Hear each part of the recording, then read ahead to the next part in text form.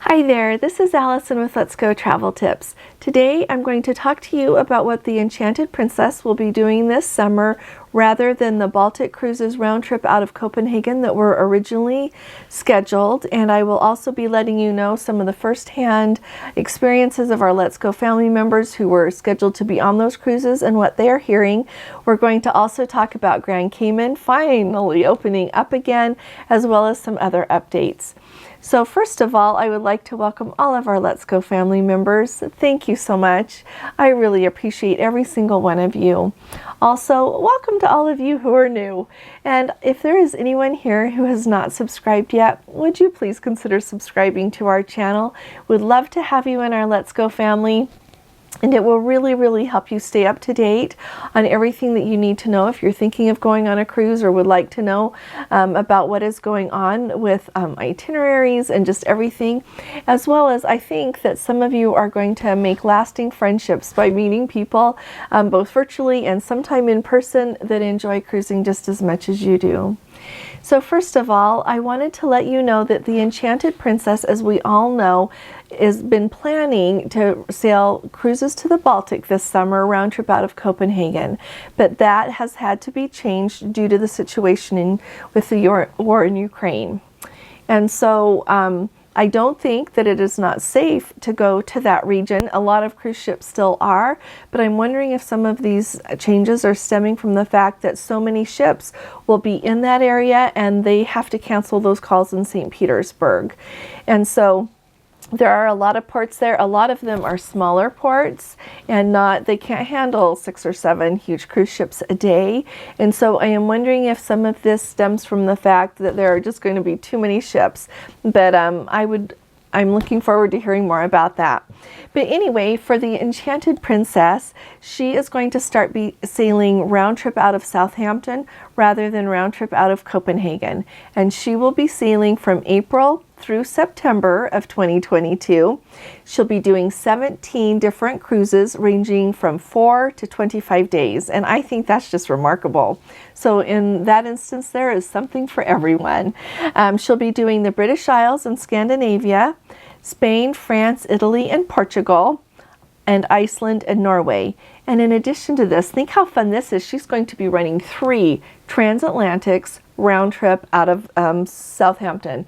And so I think that that is really an amazing offer. You usually just get transatlantic on the cruise liners just as they are kind of relocating their ships for the season, coming or going to Europe or from Europe or wherever. And so this is really amazing that we'll have this opportunity to hop on a transatlantic this summer if we would like. And then in addition to that, I wanted just to remind everyone, if you haven't seen my video from yesterday, which was Wednesday, because today is Thursday, March 17th. But if you didn't catch my one from March 16th or March 15th, you should go back and watch those because they contain so much information about what ships are being moved where and what is going on with Australia, and that they're going to start cruising a little bit sooner than we had anticipated with Princess. And there's just so much in there. I just highly recommend, if you haven't caught those, that you make sure that you do. Now, in addition to this, we have 2 amazing Let's Go family members who have let me know their firsthand experience and what they have received from Princess so far regarding these sailings that are being rearranged. And so first of all, we've got our Let's Go family member Fred, and I appreciate each and every one of you who sends me information because that is how so much of this is shared. Right before I did this video, I went and looked again. And any of these canceled cruises are not listed on the Princess website yet. The new itineraries are also not listed. I'm just really watching those, and so I'll let you know when they come up. But here's where we are right now. He said that he did receive notification from Princess that his May 4th Baltic cruise has been canceled. They are not offering any replacement. So you can either have a refund or you can have a future cruise credit on that. And he also said that he's waiting to find out if his April 9th transatlantic on the Enchanted Princess will go to Copenhagen as originally scheduled, or if it's just going to stop there in Southampton. And so that'll be really interesting to find out because they really could go they could go to Copenhagen and then relocate the ship to Southampton and start from there. And so we'll be really looking forward to hearing about that. We've got another Let's Go family member, and Arthur was so kind to let me know. He is booked on a back-to-back on the Enchanted Princess to Copenhagen, and here's what he received. It says, "Please be advised that due to deployment changes, our 15-day British Isles and Norway passage on the Enchanted Princess, departing Friday, September 2nd of 2022, will now begin in Southampton rather than in Copenhagen. It says you will receive full details on an updated booking confirmation by March 23rd of 2022. So we're really looking forward to hearing from you again, Arthur. It says guests with independent air arrangements should rebook their embarkation air to arrive in London for the cruise, and to also that they will also help people with their Princess Easy Air flights. The other thing that is interesting, it says Princess pre-cruise transfers and hotels will automatically be transferred to London at no additional charge." And I love that Princess goes on to say this. He says, they say, "We understand that you may incur unexpected expenses for all change fees or increased flight costs as a result of this change. Please visit," and it tells the website on Princess, for details on submitting a reimbursement request. So it sounds like some of the reimbursement requests that you submit for some of the expenses, they will reimburse you for. And I could easily see that if you've got a ticket to Copenhagen and now you're going to get a ticket to Southampton, and it either costs to change it, or if it is a way more expensive ticket, then I think that they're going to help you out with that. I just love that they're so thoughtful about that. But this is really interesting. It's going to be fun to see which ports they add as they present these new itineraries. And once again, I really do appreciate all of you for letting me know. So if any of you are booked on these cruises or any other cruises, I would love to hear from you. And you can put it in the comments, or if you would like to. I know a lot of people don't want their personal anything out there. Just send me an email. It's just letsgotraveltips@gmail.com, and I will get right back to you, and I will really appreciate it. The next item of business that we have today is yesterday, when I was talking to you about what the changes are in the COVID health protocols, one of the things that has disappeared, and actually I did notice because I was a little bit nervous about this requirement on going on a longer cruise. They have taken away the requirement. They no longer say that if you are going to Hawaii or the Panama Canal on longer cruises, and often they would say 15 days and longer, but at any cruise you could be tested again during the cruise, just, like they might require more testing. So everybody would be tested again. That requirement is gone. And I want to thank our Let's Go family member, I believe it was Helen, really kindly, she pointed that out, and I had just thought I hadn't even thought about mentioning it yesterday. I was just thought, oh, I'm glad that's gone. But I just wanted to let you all know that's gone. So if you were a little bit worried about it too, you don't have to worry about that so much anymore. And I do want to say, because there is so much chatter about it in the comments and some emails I receive, I do think that my vaccine works. I think my booster works. I actually know that it does.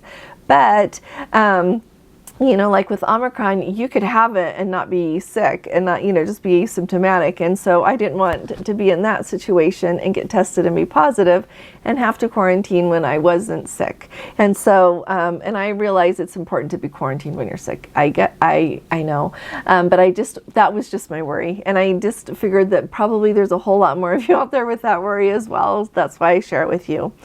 The next thing that I want to make sure that you are aware of is we had that discussion yesterday in our video about what happened with that lady who had bought the ring at Effie on the ship, a $10,000 ring, and she was not supposed to have to pay customs on that, and she had to do it and had a very unpleasant experience with customs and Homeland Security. And so I put the question out there to all of you.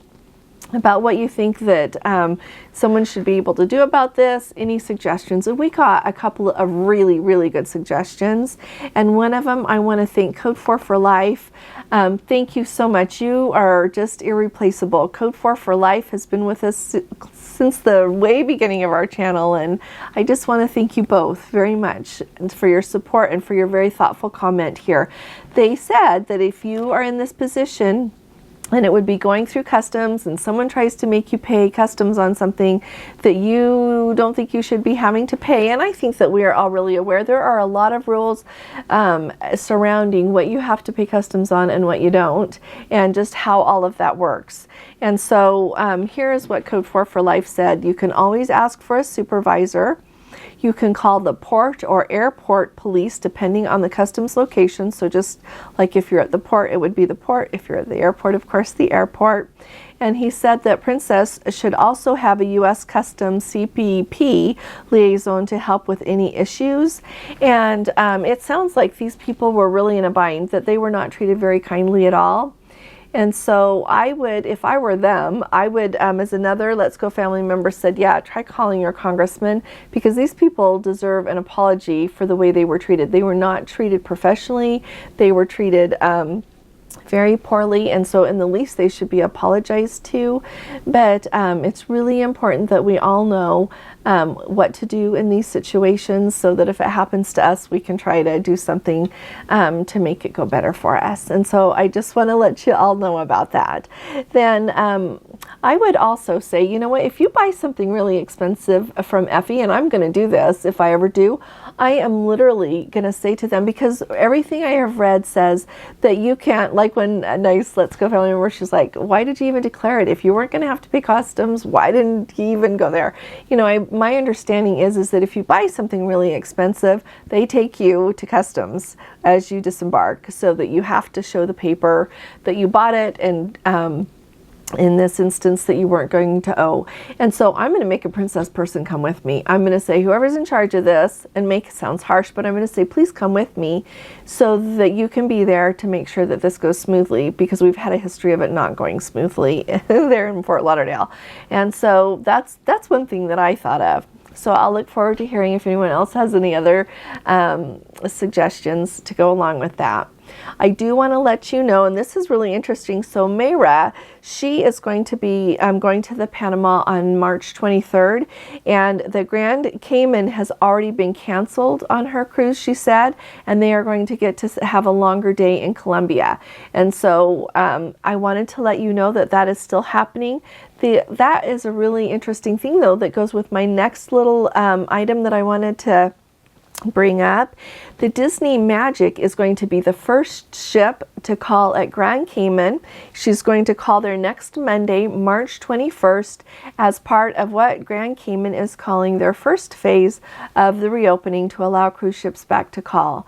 She is going to be one of 15 ships from 6 different cruise lines that have been okayed to call at our port during the first 4 weeks of their reopening. Like I said, they're calling that phase 1. They say if phase 1 goes well, then they're going to move to phase 2. They didn't give any information about phase 2, but during phase 1, they said they are only going to allow that whole 4-week period, 75,000 cruise ship passengers to call, which kind of gives you a window into how many cruise ships passengers they are used to having there in Grand Cayman. Because really, 15 ships over 4 weeks, which is basically a month, is not very many cruise ships. They have way more that usually call there, and so we will be really interested to see how all of that goes. And I'd love to hear from any of you who get to stop in Grand Cayman, so that you can tell us kind of how smoothly everything goes at the port and what you're able to do while you're there. We'd just love to hear all about it. And I know I'm not the only one. There's a lot of people that have Grand Cayman on their itinerary and would really like to know what to look forward to. So I hope that that is really helpful.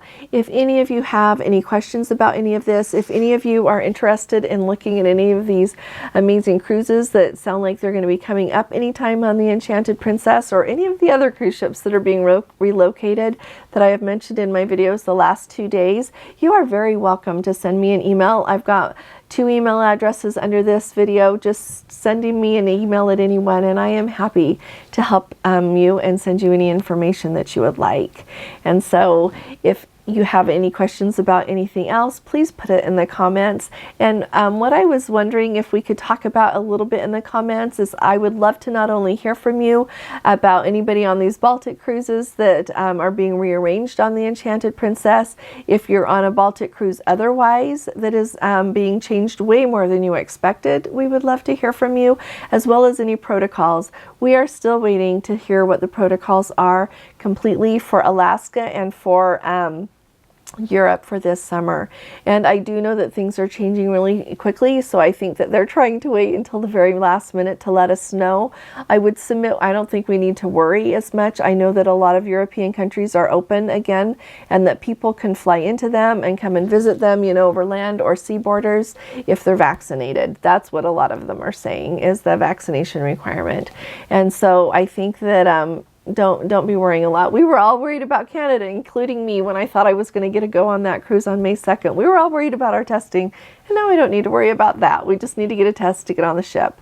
And so I just wanted to put that out there. I think things are really looking up. I will be talking to you all again really soon. You all take really good care. God bless you. Love you. Bye-bye.